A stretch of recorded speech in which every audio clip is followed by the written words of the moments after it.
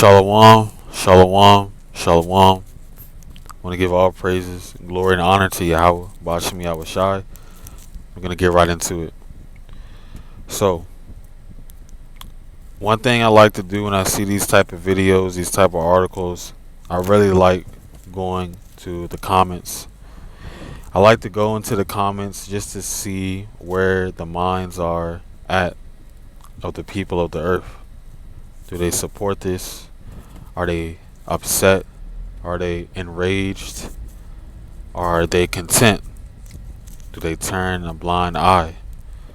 Alright. Also, forgive me, I'm driving, so if there's longer pauses or things of that nature, is because I'm not trying to get into a crash. Now, alright, this is November 20th, 2003, Florida. The subject matter is a brother, Leonard Cure. He's arrested for armed robbery. Alright, now, before we jump the gun, let's examine the matter, right? What is that? I think that's Sirach 11:7.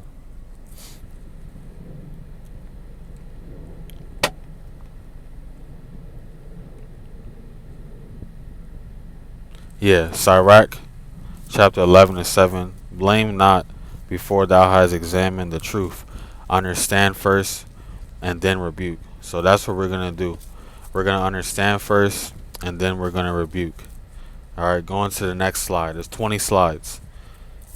It says days earlier a robber had taken $1,700 from a Walgreens. Alright, you can see the illustration. The employee was beaten. However, there was no physical evidence tied Cure to the crime. The brother Leonard Cure. Alright, going on. Now it says Cure said that at the time he was at his construction job. Alright, he had an alibi. The brother was working. He wasn't out selling anything, you know what I'm saying, doing any illegal activity. He was trying to get some money the legal way. Construction job, hard labor, right? Anyone that's been on a construction field job knows that it ain't sweet, especially in the heat. And him already being in Florida, you know, the brother just probably had a hard day at work, you know. But the case leaned on two eyewitnesses. The employee that was beaten saying, I'm not sure, and the other employee saying, I think. Now, this is the craftiness of the judicial system, right? Which is supposed to be allegedly fair, right? At first, his photo was mixed in with others. The second time, every photo they saw was Cure. So at first, he was mixed in with a bunch of other people, more than likely Israelites. Then the second time around, they put every picture as Cure. So they are coercing the eyewitnesses into picking Cure as a suspect. That's manipulation at its finest. Then it says the first trial began. Let's get a verse. Alright. We have Job 21:27. Behold, I know your thoughts and the devices which you wrongfully imagine against me. Right? And its proper context, that's not talking about what we're talking about right now. However, the scripture, the precept still fits it. Why? Because we are now privy of the devices which Esau wrongfully uses against Israelites. Hence, right here, they purposely did this so that they would pick Leonard Cure as the culprit for the crime. Alright, so the jury began, but the jury couldn't agree. So it ended in a mistrial, right? We would think that that's a positive, but really it just prolonged a false sense of hope. Alright, now it says prosecutors offered Cure a deal to plead guilty to serve 7 years. Right? They wanted the brother Leonard Cure to plead guilty for something he didn't do. He was at work, minding his own business. And now they want to persecute him. Okay? They want to persecute the brother.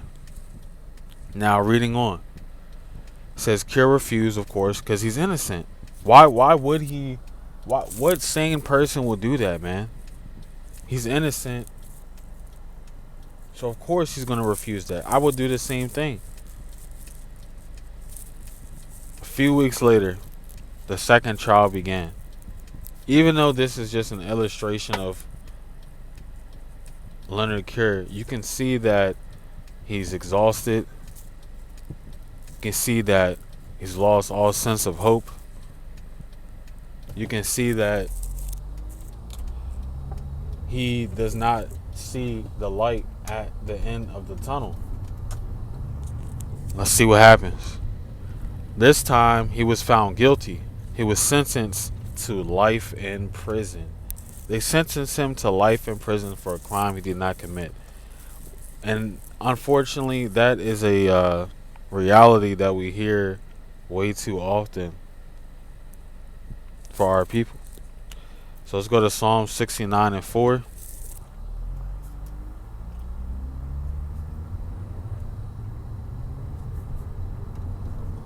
Really, we can start at verse 3. I am weary of my crying. My throat is dried. Mine eyes fail while I wait for my God. You may not have experienced this in a while, but think back to a time when you're a young child, or even if you have children, if they cried themselves to sleep. It comes to a point where you cry so much that because you're those tears are coming out, right, which is water, right? When that water is being driven out of your body via your eye sockets, your eye ducts, crying, it can't leave your throat dry, right? Same thing, same kind of concept as when you go to sleep. No matter how much you had to drink when you go to sleep, when you wake up, your mouth is dry, because when you sleep, your body is releasing that water as well, right, through sweat or literally just by breathing. But the point is, right, I'm weary of my crying, my throat is dry, my eyes fail while I wait for my God. Yahweh Bashmi Awashad. And that's the look on this brother's face right here, on this illustration. That is the powerful message that this image is trying to convey. Like they say, right, one picture is worth 1,000 words. Verse number 4. They that hate me without a cause. They hate this brother more without a cause. He was innocent. He was working on his construction job. They manipulated the minds of the witnesses to pick him as the culprit. Try to make him take a plea deal for something he didn't do. And then they give him life in prison. Life in prison for $1,700 in assault. Life in prison. People's rent is $1,700 for 1 month. They that hate me without a cause are more than the hairs on my head. And you can never number the amount of hair follicles that are on your head. That's how many people hate you. There was not one person in the beginning of this trial that had his back. You think the public defender, the case, it was straws, man. Straw case, like light, nothing, feathers. You think the public defender wanted to help him? No, he didn't cahoots with everyone else. They would destroy me. And that's exactly what they sought out to do to the brother Leonard Cure.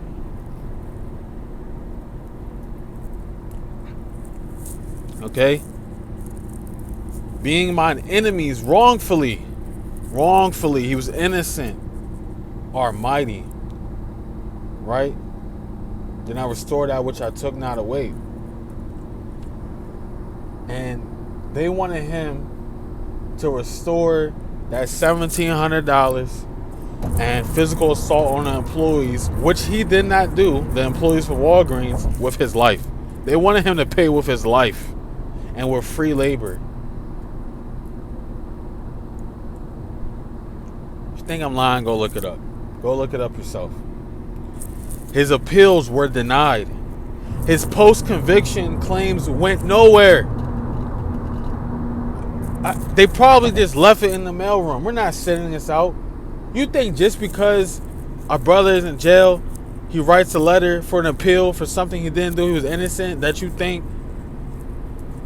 Listen, it's the same concept when you call for a customer service at a particular business.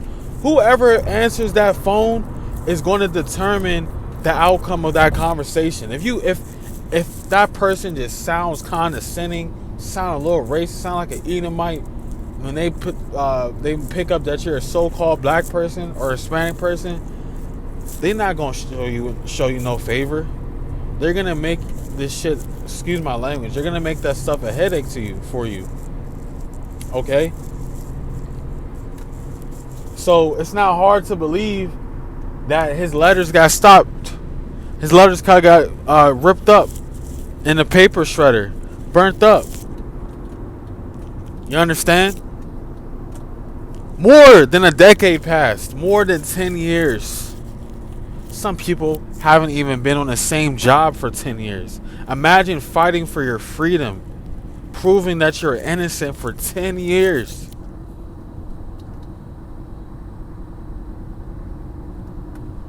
One last letter from Cure reached the conviction review unit inside the prosecutor's office. The fact that we even have a conviction review unit, because in the ancient world, when we were in rulership, when we did judgment, that final judgment was it, because we thoroughly examined the matter. But these people, they don't do that. They don't give you a fair shot. They don't give you a chance.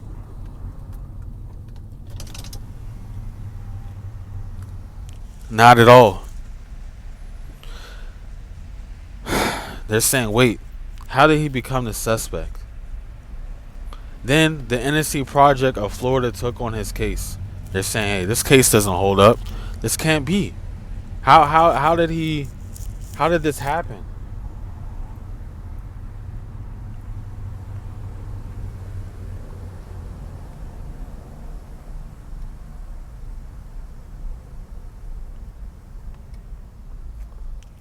First Maccabees chapter 2 and verse 37. But said, let us die in Slakia. Let us die in our Slakia. Innocency. Let us die in our innocency. Heaven and earth will testify for us that you put us to death wrongfully. This brother didn't get put to death, but he got life in prison, which is damn near the same thing. The conditions in the prison are not livable. You're constantly watching your back. It's like being in a concrete jungle, literally, caged in, like an animal. Right? That brother was willing to die in there for his innocency. To be in there, life in prison, and not plead guilty to something that he did not commit. And heaven and earth will testify for us. For all the innocent blood that's been shed, it will be a righteous recompense. After 16 years, he walked out of prison. All praises to the Most High. Unfortunately, the story does not end here, and it takes an even more darker turn. In 2023, Florida awarded him $817,000 in compensation. Took 3 years after he got out. So in total, he was in there. Let's do the math, right? In total, he was in prison from 2003 to 2023. 20 years, $817,000.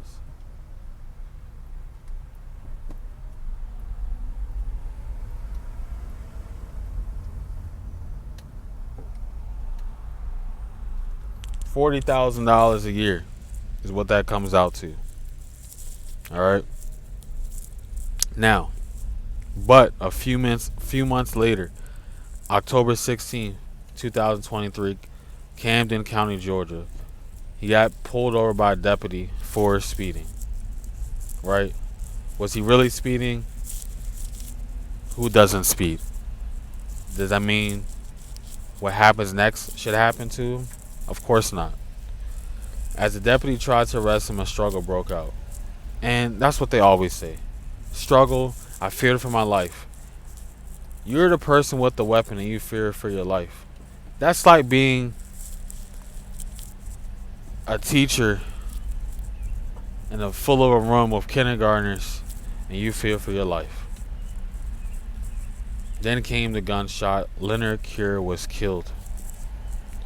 He wanted to go to college. He dreamed of working in music. He was just beginning to build his life again. After 20 years of his life was taken, they ended him. U.S. man wrongfully imprisoned for 16 years, shot and killed by police. You literally cannot make this stuff up. Get this last verse and I'm going to close out.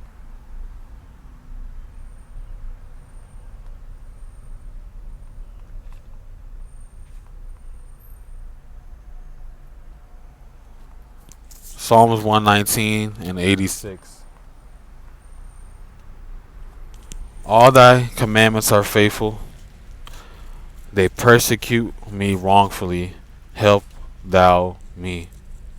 And that's the only person that can save us. Is Yahweh Bashmi Yahushai. Lord willing, this is an edifying video to people who may not believe that justice for our people in this country is not a real thing. Lord willing, this is edifying for the people who are beginning to wake up that this world is not for you. If you ever had doubts, this will confirm it to you that this place, America, the earth itself, is literally a living hell for our people, making it a living heaven on earth for the people that are in control of this world. Job 9 and 24, the earth is given into the hands, is given into the hand of the wicked. All praises to Yahweh, Bashmi Yahushai, Shalom.